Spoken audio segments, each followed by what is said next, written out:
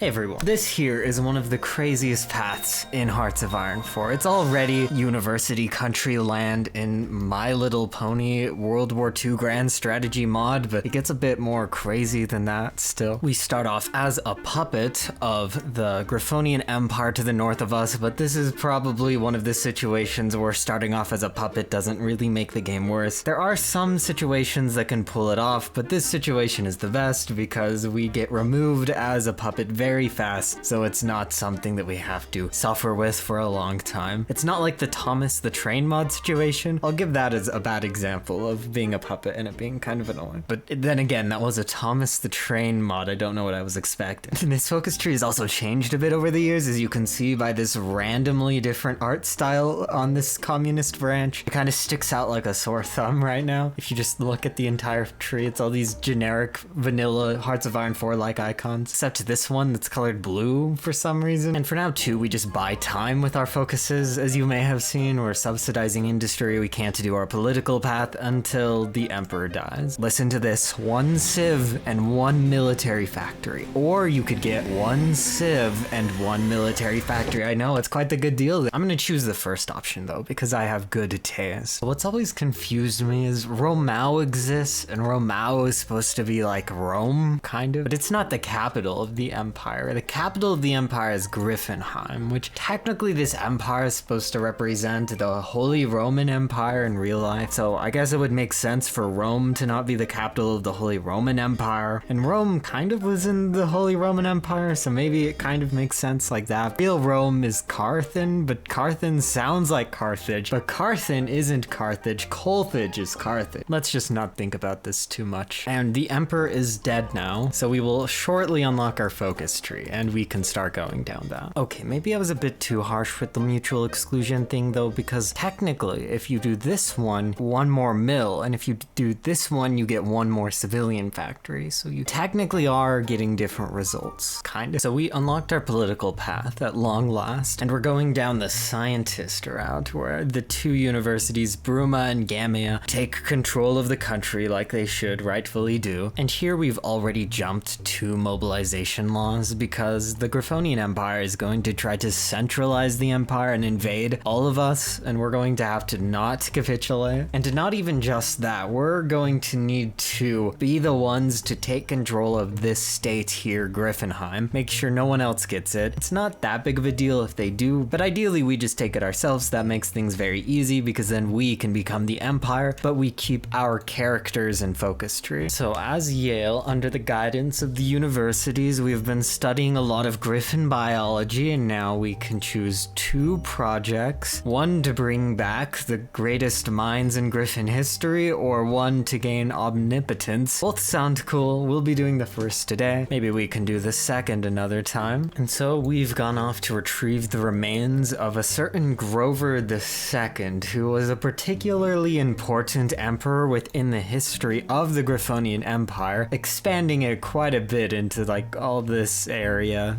It was pretty big. And here it is, the return of the emperor, maybe kind of in Frankenstein-ish form, but yeah, this is only a temporary change, of course. We just need him for a time so that he can restore the greatness of the Griffonian Empire and such. We'll hurry and do these focuses, and then we can attack the Griffonian Empire maybe before they usually attack us, because how this entire minigame usually goes is they do a focus, demand our annexation, everybody says no, and everybody invades them. But now what we can do is we can just take the initiative and invade them. But yeah, we'll do that. We'll do a lot of other focuses to get war goals and buffs elsewhere, and then he'll eventually become the Emperor of Griffonkind, and he will retrieve the Warhammer of 40. Actually, that's not what's happening here. It's just that the actual proper heir is returning. See, this is more of the Emperor of Griffonkind focus, where he goes crazy and refuses to give up the throne. Oh wait, it looks like Bronze Hill submitted submits to us, of course, loyalists to the emperor as they are, because in the lore they're like loyal dogs. We could just say we do not need them anymore, but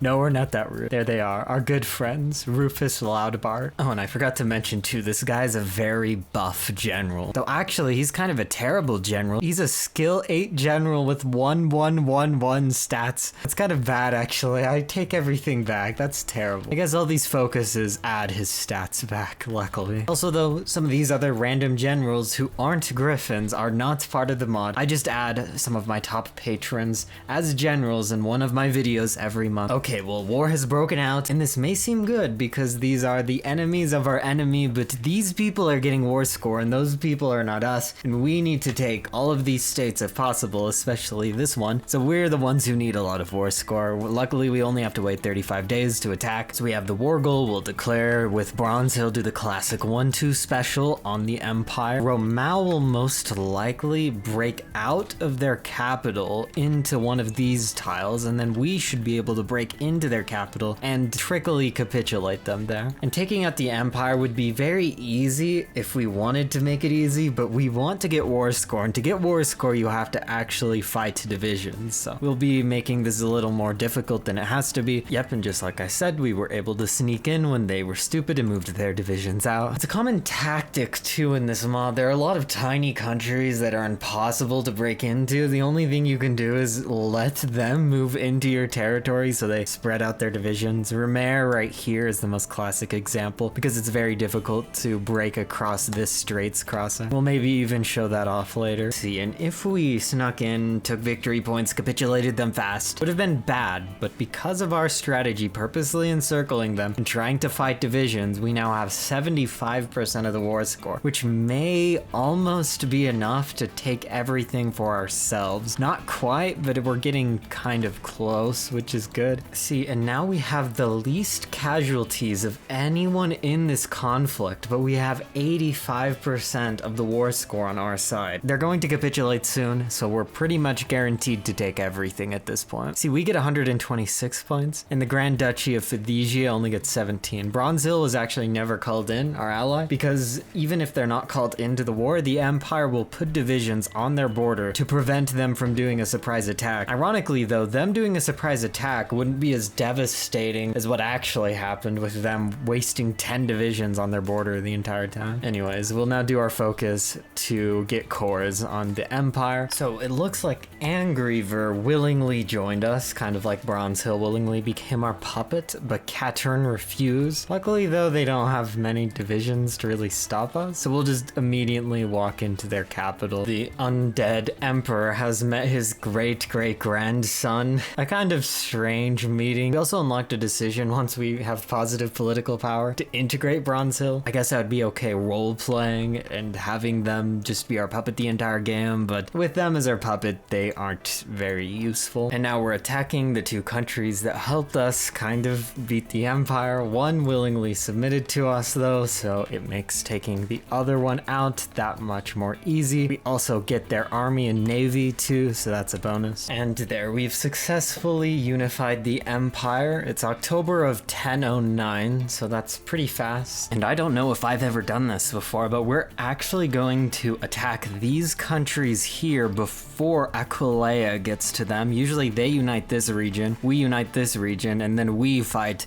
both them and the Republic at the same time. But we're going to be stealing some of their potential states from them. That can only be a good thing. And this is something that usually doesn't happen. Longsword joined our faction, and now Lake City is invading them, so we're at war with the River Coalition. They're not doing so well though, because all of the River Coalition wasn't called in at the same time, so we get a pretty nice surprise attack advantage. They lost all their entrenchment. That's very good for us. And all we really have to do is capitulate the River Republic, and then all this territory will be under our control. Though if Aquileia or the Republic attacks us while we're doing this, we're kind of done for. There's not much we can really do. And yeah, our artillery divisions are making quick work of the River Coalition's divisions. They technically have a larger combined army than we do, but our armies are very close in size, and our divisions are much better. Our divisions can provide enough soft attack that as long as they don't counterattack into us, us, we basically can run over them forever. If they were a player though, they could easily stop this, so this does not work in multiplayer very well. And yeah, they're at risk of a lot of divisions getting encircled over here. There's probably 50 divisions here that we're just going to easily encircle. This isn't an ideal situation for them. And Barad is also helping us. I would rather take all the war score for myself, but it's okay. I